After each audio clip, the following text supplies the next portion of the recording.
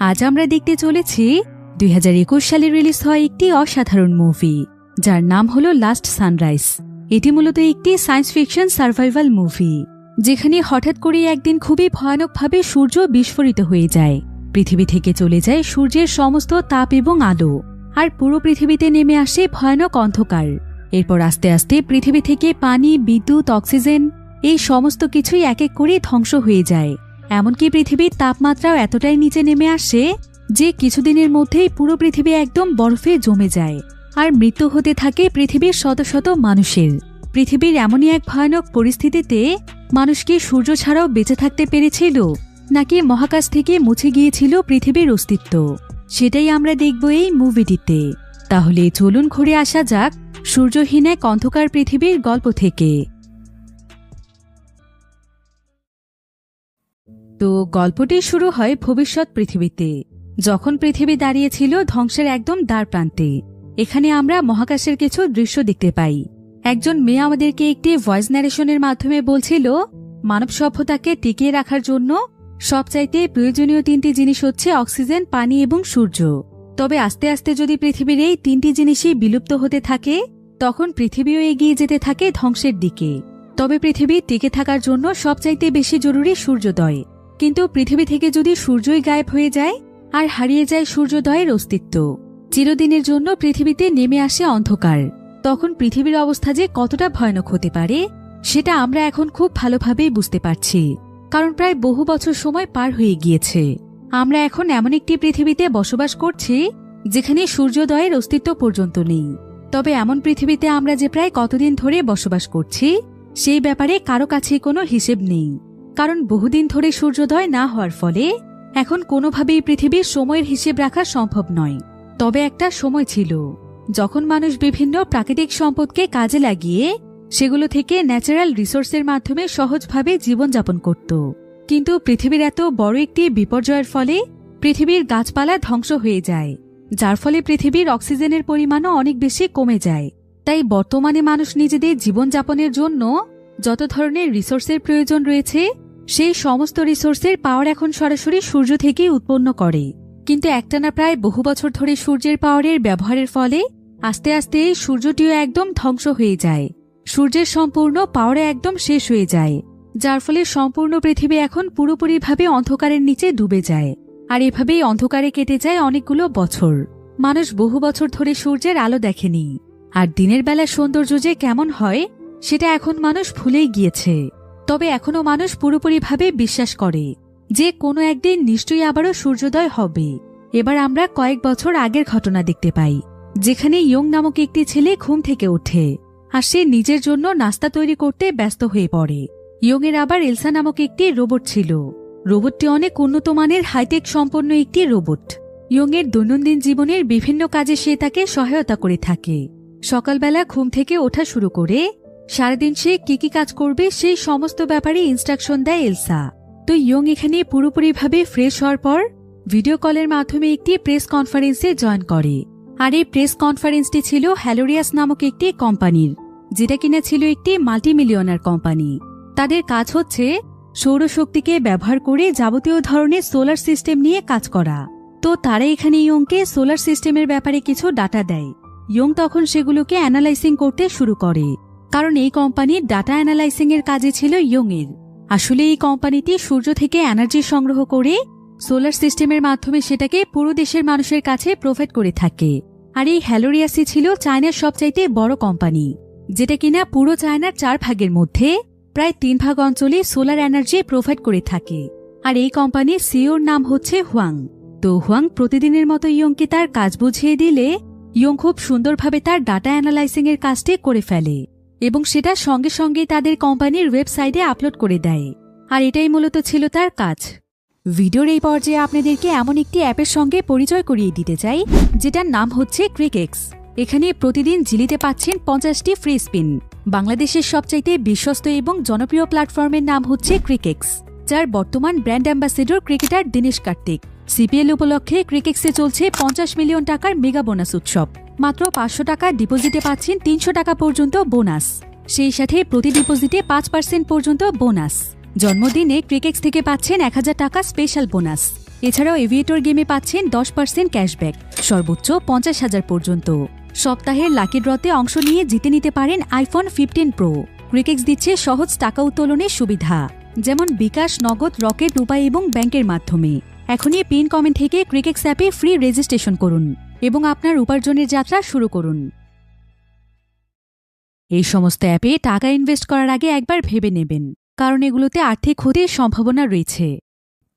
তবে এভাবেই যখন একদিন ইয়ং তার ডাটাগুলো অ্যানালাইসিং করছিল, তখন সে খুবই ভয়ঙ্কর একটি ব্যাপার লক্ষ্য করে। সেটা হলো সূর্যের সবচাইতে কাছের যে নক্ষত্র রয়েছে, যেটার নাম হচ্ছে প্রক্সিমা সেন্টোরি, সেই নক্ষত্রটি হঠাৎ করেই আস্তে আস্তে গায়েব হয়ে যাচ্ছে।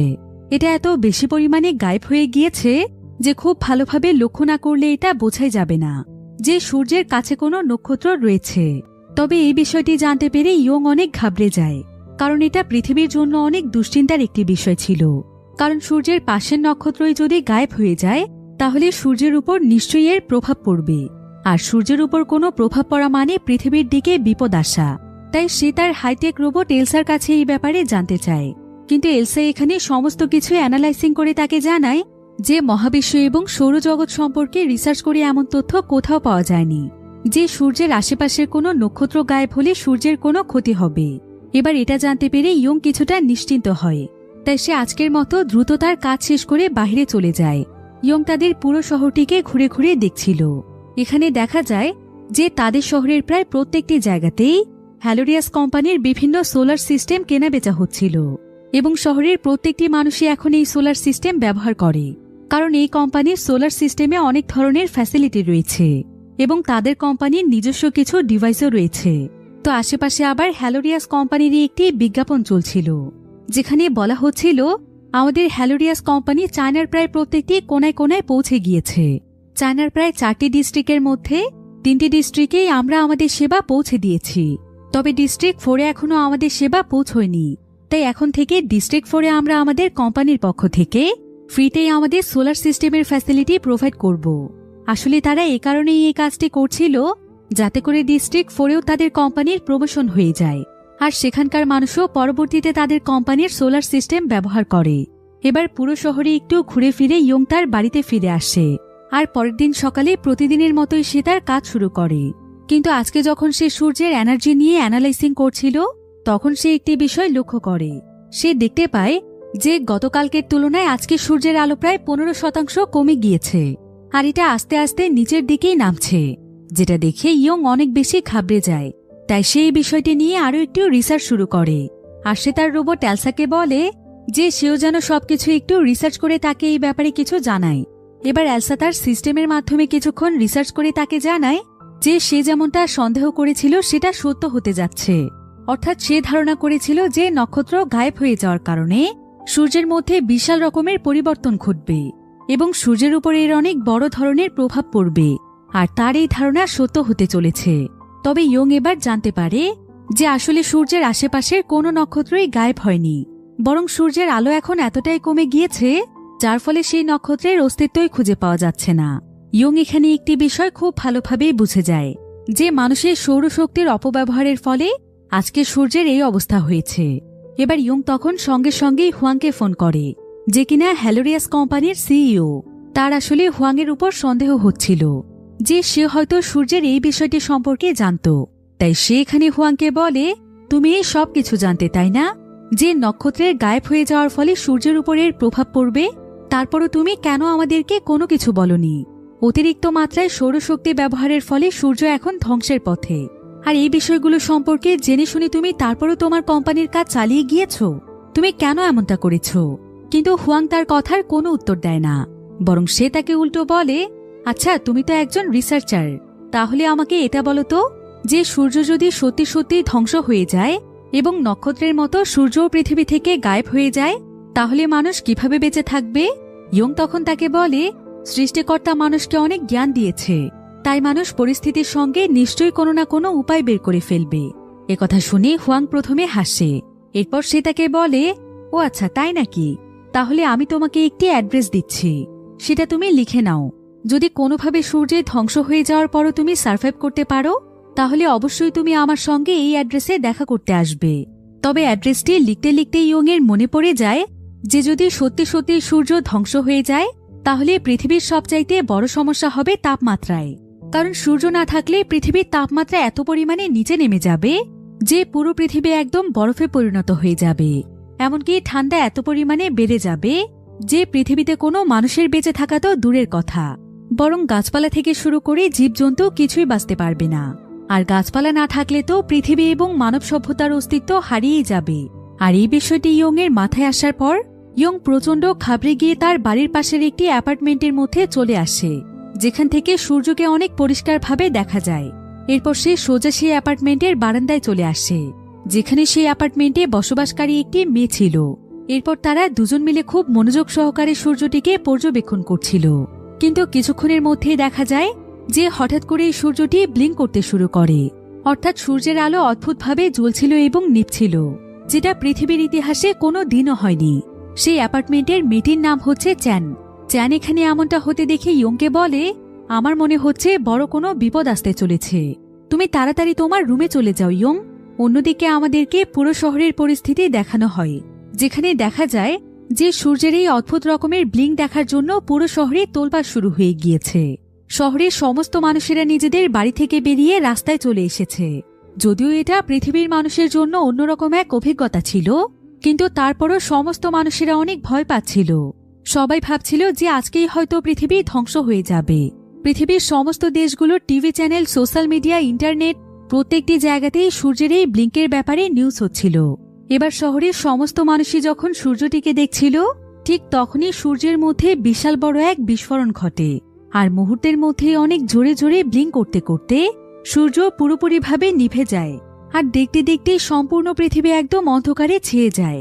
সমস্ত জায়গাগুলোতে এতটাই অন্ধকার নেমে আসে যে আশেপাশের কোনো কিছুই ঠিকভাবে দেখা যাচ্ছিল না।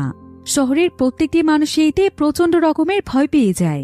চ্যান তার অ্যাপার্টমেন্টের লাইটগুলো অন করতে থাকে, আর ইয়ং দ্রুত তার হাইটেক রোবট এলসার কাছে চলে আসে।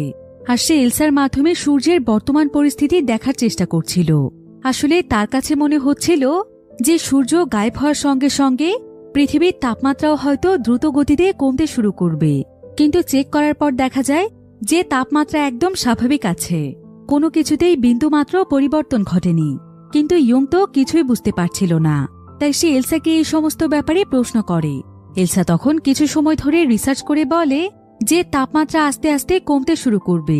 পৃথিবীর বর্তমান তাপমাত্রার উপর অ্যানালাইসিং করে দেখা যাচ্ছে যে আগামী এক সপ্তাহের মধ্যে প্রায় 17 ডিগ্রি সেলসিয়াস তাপমাত্রা কমে যাবে।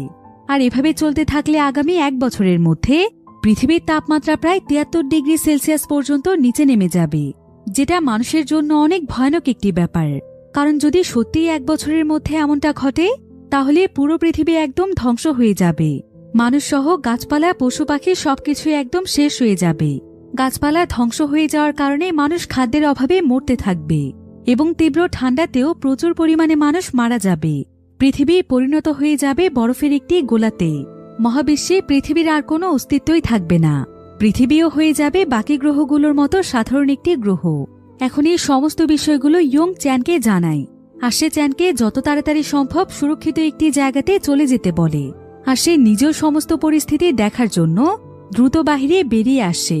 এরপর সে দেখতে পায় যে শহরের প্রত্যেকটি মানুষই প্রচণ্ড রকমের আতঙ্কিত অবস্থায় রয়েছে। তারা মার্কেট থেকে অতিরিক্ত সোলারের ব্যাটারি সংগ্রহের চেষ্টা করছে, কারণ তাদের প্রত্যেকের কাছে এখন যেই সোলারটি রয়েছে সেটা আর কোনোভাবেই চার্জ হওয়া সম্ভব নয়। তবে সূর্য না উঠলে পরবর্তীতে এই সোলার সিস্টেমও আর কোনো কাজে লাগবে না। তবে এখন দেখা যাচ্ছে যে আস্তে আস্তে সোলার প্যানেলগুলোর পাওয়ার এবং এনার্জি শেষ হয়ে যাচ্ছে, যার ফলে শহরের লাইটগুলোর আলো কমতে শুরু করেছে। এদিকে প্রত্যেকটি মানুষই ধারণা করছে যে আগামী 24 ঘন্টার মধ্যে সোলার সিস্টেমের সমস্ত জিনিসগুলো বন্ধ হয়ে যাবে। এদিকে আজকে সূর্যের এত বড় একটি বিস্ফোরণের ফলে শহরের প্রত্যেকটি মানুষই অনেক আতঙ্কিত অবস্থায় ছিল, যার ফলে প্রত্যেকটি মানুষই যে যেভাবে পারছিল খাবার সংগ্রহ করছিল। এমনকি অনেকে তো প্রচুর পরিমাণে খাবার স্টক করে রাখছিল, কারণ পুরো দেশে যে অস্থিতিশীল পরিস্থিতির সৃষ্টি হয়েছে এতে করে হয়তো কয়েকদিনের মধ্যেই খাবারের সংকট দেখা দিতে পারে। আর এমন পরিস্থিতি দেখে ইয়ংও তখন প্রস্তুতি নিতে থাকে। সে একটি স্টোর থেকে 1 বোতল পানি এবং শহরের একটি ম্যাপ নেয়, কারণ হুয়াং তাকে যে অ্যাড্রেসটি দিয়েছিল সেই ম্যাপটির সাহায্যে সেই অ্যাড্রেসে যাবে। তাই সে তার সমস্ত প্রয়োজনীয় জিনিসপত্রগুলো সাথে নিয়ে দ্রুত তার বাড়ির দিকে যাচ্ছিল, কিন্তু মাঝপথে হঠাৎ করেই তার উপর একজন ব্যক্তি হামলা করে আর সে তার মাথায় আঘাত করে তাকে অজ্ঞান করে ফেলে। এরপর ইয়ং এর কাছে খাবার দাবার, টাকা পয়সা এবং যতগুলো জিনিসপত্র ছিল সেই সমস্ত জিনিসপত্রগুলো লোকটি চুরি করে নিয়ে পালিয়ে যায়। এরপর প্রায় কয়েক ঘন্টা সময় পার হয়ে যায়। হঠাৎ করেই এলসার শব্দে তার জ্ঞান ফিরে আসে, কারণ এলসার সঙ্গে তার একটি ব্লুটুথ ডিভাইসের মাধ্যমে কানেকশন ছিল। তো এলসা তাকে জানায় যে সে এখানে একটানা প্রায় 12 ঘন্টা যাবৎ অজ্ঞান অবস্থায় পড়েছিল, যেটা শুনে ইয়ং একদম চমকে যায়। তাই সে সঙ্গে সঙ্গেই তার বাড়িতে ফিরে এসে কিছু মেডিসিন নেয়, কারণ সে তার শরীরের বেশ কয়েকটি জায়গাতে আঘাত পেয়েছিল। এরপর সে কিছুটা সুস্থতা বোধ করলে বাড়িতে থাকা তার সমস্ত প্রয়োজনীয় জিনিসপত্রগুলো গুছিয়ে নিতে শুরু করে। সে তার সঙ্গে করে বেশ কিছু জামা কাপড় এবং সহজেই খাওয়ার জন্য বেশ কিছু ইনস্ট্যান্ট নুডলস নেয়। তবে যখন সে সমস্ত কিছু নিয়ে বাড়ি থেকে বের হতেই যাবে, ঠিক তখনই তার কাছে চ্যান নামক সেই মেয়েটি আসে। মেয়েটি তখন ইয়ংকে বলে, তুমি কোথায় যাচ্ছ ইয়ং? আমাকেও তোমার সঙ্গে নিয়ে যাও। আসলে আমি আমার অ্যাপার্টমেন্টে একাই আছি, তাই আমি চাইছি আমার মা বাবার কাছে চলে যেতে। তুমি কি আমাকে একটু পৌঁছে দিতে পারবে? কিন্তু ইয়ং তখন তাকে বলে, আমার কাছে একদমই সময় নেই। যত তাড়াতাড়ি সম্ভব আমাকে একটি কাজে যেতে হবে, আর আমাকে যেতে হবে অন্য একটি জায়গাতে, যেটা তোমার বাড়ির একদম বিপরীত রাস্তায়। তাই আমি চাইলেও তোমাকে আমার সঙ্গে করে নিয়ে যেতে পারবো না। একথা শুনে চ্যান তখন তাকে বলে, আমার কাছে গাড়ি আছে, যেটার মাধ্যমে আমরা দুজনেই খুব দ্রুত সময়ের মধ্যে আমাদের নির্দিষ্ট গন্তব্যে পৌঁছতে পারবো। তাছাড়া এখন আশেপাশে যেই পরিস্থিতি সৃষ্টি হয়েছে সেটার মধ্যে একা একা সার্ভাইভ করা একটু কঠিন বিষয়। এখন এই সমস্ত কথা শুনে ইয়ংও রাজি হয়ে যায়, কারণ তার কাছে কোনো গাড়ি ছিল না, আর তাই দ্রুত সময়ে সেখানে পৌঁছানোর জন্য সে চ্যানের সঙ্গে যেতে চায়। এরপর তারা দুজন মিলে পুরোপুরিভাবে প্রস্তুত হয়ে বেরিয়ে পড়ে। তারা সোজা এসে গাড়িতে উঠে পড়ে। এবার ইয়ং এখানে চ্যানকে বলে, আমার কাজটি অনেক বেশি গুরুত্বপূর্ণ, তাই আমি হ্যালোরিয়াস কোম্পানির সিইও মিস্টার হুয়াং এর সঙ্গে দেখা করতে যাব। এটা আমার জন্য অনেক জরুরি, তাই আমি প্রথমে সেখানে যেতে চাই। আমি তোমাকে কথা দিচ্ছি, তার সঙ্গে দেখা করেই আমি তোমাকে তোমার বাড়িতে পৌঁছে দেব। যেন তখন তার কথায় রাজি হয়। এবার তারা দুজন মিলে বেরিয়ে পড়ে অন্ধকার এক শহরের মধ্যে। তবে শহরের অনেক মানুষই শহর ছেড়ে বিভিন্ন জায়গাতে যাচ্ছিল, তাই রাস্তার মধ্যে প্রচুর পরিমাণে জ্যাম লেগে আছে। তো তারা প্রায় অনেক সময় ধরে এই জ্যামের মধ্যেই বসেছিল। তবে কিছুক্ষণ পর বাহিরের পরিস্থিতি দেখার জন্য চ্যান একটু গাড়ি থেকে নামে, কিন্তু এই সুযোগে দেখা যায় যে ইয়ং এখান থেকে চ্যানের গাড়িটি নিয়ে পালিয়ে যাচ্ছে। তবে এমন সময় এলসা তাকে বলে, তোমার বন্ধু তো এখনো গাড়িতে ওঠেইনি, তাহলে তুমি গাড়ি নিয়ে কোথায় যাচ্ছ? তুমি হয়তো ভুল করে তাকে ফেলে চলে যাচ্ছ। কিন্তু ইয়ং তখন তাকে বলে, আমি ইচ্ছে করেই তাকে ফেলে এসেছি, ও আমার কোনো বন্ধু নয়, বুঝেছ?